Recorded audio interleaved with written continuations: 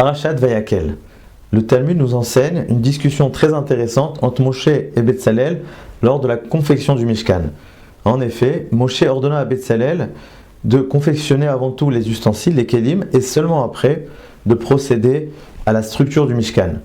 Betzalel lui répondit: Minago shel olam, kodem bonim bayit, va'acharka takelim, l'ordre du monde est avant tout de construire le cadre, la maison, et seulement après d'y installer les meubles.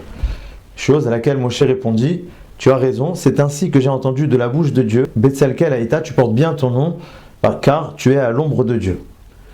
Et il est ici curieux de voir que Moshe a fini par admettre les propos de Betzalel. Apparemment, comme Moshe le dit lui-même, ainsi j'ai entendu de la bouche de Dieu. Mais si c'est ainsi, pourquoi Moshe, au départ, a voulu changer l'ordre de réalisation des choses? Pourquoi Moshe, s'il avait entendu le même ordre que Betzalel, a changé, a devancé les ustensiles à la structure? Plus que cela, on pourrait s'interroger. Nous savons que le Mishkan a été monté bien après en Nissan. Donc quelle importance, si nous allons commencer par la structure, les poutres, etc., ou les ustensiles, les kelim, puisque de toutes les façons, le montage du Mishkan va être bien après au mois de Nissan. Quelle est l'importance? Apparemment, on pourrait déduire qu'il y a ici une discussion bien plus philosophique, idéologique, et pas seulement concrète. Pour expliquer cela, je voudrais amener un autre midrash qui dit que lorsque Dieu ordonna à Moshe d'ériger un Mishkan, eh bien Moshe répondit à Dieu: Allo hashamaim ushme shamaim lo echalkelucha. Pourtant le ciel et la terre ne suffisent pas pour contenir ta présence, et toi tu me demandes de faire un petit Mishkan dans ce monde. Le monde entier, ciel et terre et mer, etc. ne suffisent pas. Comment va-t-on réduire ta présence dans un petit Mishkan? Et Dieu lui répondit: Lo kemoshata choshev, et là esrim krashim ba darom, esrim krashim ba tsafon, etc. Ve'avo ve'etzamtzem et shrinati ama ama. En français, non pas comme tu le penses, mais il y aura 20 poteaux au sud, 20 poteaux au nord, etc. Et je réduirai ma présence dans un petit carré d'une ama sur une ama, donc une coudée sur une coudée. Ce midrash mérite une explication, une interprétation. On ne comprend pas exactement en quoi Dieu répond à Moshe. Pourquoi lui parle-t-il de Esrim Krashim, de 20 poteaux, 20 poutres? Qu'est-ce qu'il veut nous dire par là? En fait, pour Moshe, c'était impensable de réduire la présence divine sur terre. Et donc, il voulait paradoxalement la réduire au maximum dans les ustensiles, et plus exactement dans le Haron.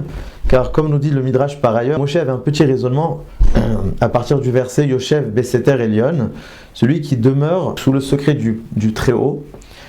Et le Midrash interprète: celui qui demeure sous le secret est lui-même très élevé. C'est-à-dire que pour pouvoir être très élevé sur terre, paradoxalement, il faut que l'endroit, la demeure, soit le plus petit possible. Donc Moshe, lui, la seule façon d'admettre la présence de Dieu sur terre, c'était dans un endroit extrêmement petit, extrêmement restreint, parce que paradoxalement, c'est en moins grande contradiction avec la réalité du monde. Plus le siège de Dieu est petit, moins il est en contradiction avec la réalité physique. Mais Dieu lui répondit: ce n'est pas comme ce que tu comprends. Lo kemoshata choshev, ma réflexion n'est pas la même que la tienne. Et là, Esrim Krashim, vous allez créer un Mishkan, vous allez créer un cadre, et je vais restreindre ma Shekhina. Qu'est-ce que cela veut dire? Ce que je vous demande avant tout, c'est de créer un petit monde. Je ne vais pas venir installer ma présence dans ce grand monde. Donc c'est vous qui allez donner du sens à ce Mishkan. Vous allez rendre justement cette structure porteuse de sens. C'est les mots du verset d'ailleurs dans la Parashat Teruma: Ve'asuli mikdash ve'shachati betocham. Et le Or HaChaim HaKadosh fait remarquer que le terme de mikdash, qui est porteur de kedusha, précède ve'shachati betocham. Je vais résider parmi vous.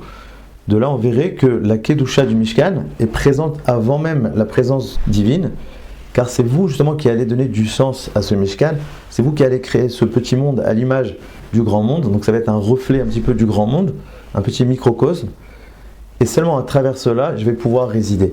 C'est ça la réponse de Dieu, faites des krashim, etc., c'est-à-dire créer avant tout la structure, donner du sens aux choses, et moi je viendrai pour résider à l'intérieur. C'est ça la réponse de Betzalel à Moshe. Minago shel olam, l'habitude du monde. On pourrait interpréter: de quel monde parle-t-il Betzalel? L'habitude du grand monde. De la même façon que le monde a été créé Bereshit, bara Elohim, et hashamayim ve'et haaretz, avant toutes les créatures. Qu'est-ce que a créé Dieu? Et hashamayim ve'et haaretz, le cadre, le ciel et la terre. Car le ciel et la terre, c'est ça qui va donner le sens à tout ce qui va venir après. Le ciel et la terre, ce sont deux choses qui étaient déjà distinctes, qui étaient déjà séparées dès le départ. car le but de la terre, c'est justement d'aspirer vers le ciel. Eretz, en hébreu, vient de la racine ratson, l'envie. C'est justement pour créer l'envie d'aller vers le au-delà. Donc en fait, le cadre, c'est un petit peu ce qui va donner le sens à tous les ustensiles qui vont arriver après. Et c'est ça que Betzalel répond à Moshe, Minago shel olam, l'habitude du monde, du grand monde. De la même façon que Dieu a d'abord créé le ciel et la terre, et bien le Mishkan, pareil, il faudra créer avant tout, même si au niveau technique ça ne changeait rien car il allait être monté en Nissan. Mais idéologiquement, il fallait d'abord donner le sens aux choses, donner la valeur des choses à travers le cadre, et seulement ensuite créer les ustensiles qui vont justement être ce qu'il y a de concret dans ce Mishkan-là. On pourrait retenir une leçon. Dans la vie, chaque chose est composée de cadres et d'objectifs. Ça peut être sur le plan professionnel, l'objectif c'est la profession, le fait de gagner de l'argent, le cadre c'est le bureau.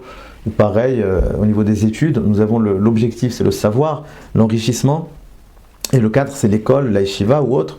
Pareil, la maison, nous avons tout ce qui est fonctionnel à la maison, puis on a le cadre qui est la maison elle-même. Et l'homme a tendance à déconnecter les deux choses, déconnecter le cadre de l'objectif. Alors soit en banalisant totalement la structure, en la voyant comme un simple cadre technique, purement technique, dans lequel va s'exercer les différentes activités, mais soit pire que cela, en donnant beaucoup trop de sens au cadre, en le mettant beaucoup trop en avant, au point où des fois il va même à l'envers, à l'encontre de l'objectif. Malheureusement aujourd'hui c'est ce que nous voyons souvent, ça peut être dans les écoles où on va mettre l'accent sur le prestige, sur la renommée, et on oublie de mettre l'accent sur l'essentiel qui est l'éducation. Ça peut être même dans le monde de la Torah, malheureusement dans ce genre de Mosdot, on va mettre l'accent sur le cadre, sur la renommée, comme je disais, au point où il y aura des marloktot, où tout va être permis pour récolter des fonds, et des fois on va à l'encontre de l'objectif. Ce qu'on apprend du Mishkan, c'est que pour donner un vrai sens à nos activités, il faut avant tout donner du sens à la structure, donner des vraies valeurs, installer les valeurs dans la structure, et c'est ça qui va faire en sorte que nos activités auront un sens. Nous, on a tendance à voir la structure comme quelque chose de secondaire ou de technique, comme un moyen, mais en fait, c'est en donnant justement ce sens-là au cadre qu'on va pouvoir véritablement vivre pleinement nos activités comme on le conçoit. Et paradoxalement, inversement à cela, à partir du moment où cette structure elle aura un sens, elle va être à la base, et bien quelque part elle deviendra même un objectif. Et on peut prendre l'idée de la maison, on pourrait poser une question très simple. C'est quoi une maison? Est-ce que c'est un endroit dans lequel on pourra exercer nos activités, on pourra faire nos besoins de base? Donc on a besoin d'une cuisine, d'une salle à manger, d'une chambre à coucher, etc. Et simplement, pour regrouper tout ça, on a une maison, ou alors c'est exactement le contraire.